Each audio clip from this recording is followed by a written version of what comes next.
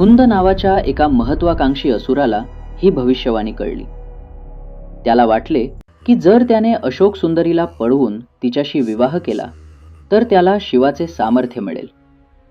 एका संधीची वाट पाहून त्याने आपले रूप बदलले आणि कैलासाच्या नंदनवनात प्रवेश करण्याची योजना आखली.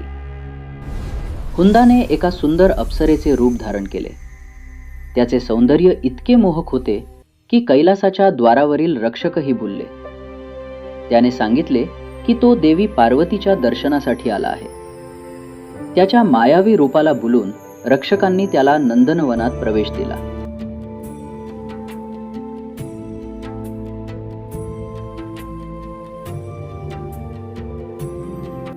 नंदनवनात अशोक सुंदरी आपल्या सख्यांसोबत खेळत होती.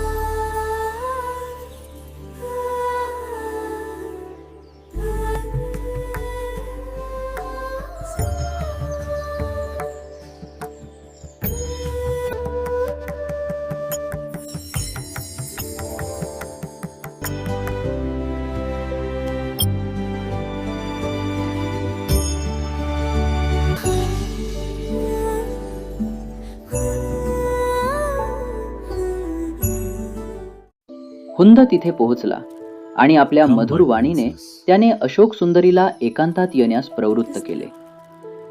जशी ती जवळ आली तसे त्याने आपले खरे भयानक रूप प्रकट केले आणि तिला पकडले.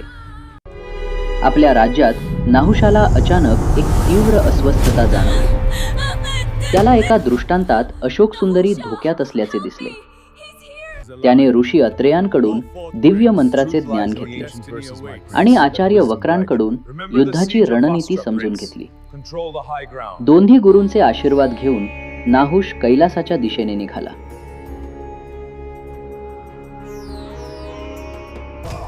नाहुशाने हुंदाला कैलासाच्या सीमेवर गाठले. दोघांमध्ये भयंकर युद्ध झाले. हुंदाच्या मायावी शक्तींपुढे नाहुशाचा पराक्रम कमी पडू लागला.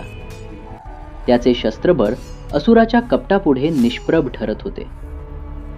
पराभवाच्या छायेत असताना नाहुशाला ऋषी अत्रेयांच्या शिकवणीची आठवण झाली. त्याने डोळे मिटले आणि त्या दिव्य मंत्राचा जप केला. मंत्राच्या सामर्थ्याने एक तेजस्वी प्रकाश निर्माण झाला, ज्यामुळे हुंदाची सर्व मायावी शक्ती नष्ट झाली.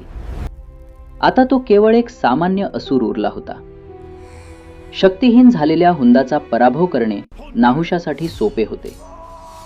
आपल्या तलवारीच्या एकाच घावात त्याने असुराचा अंत केला.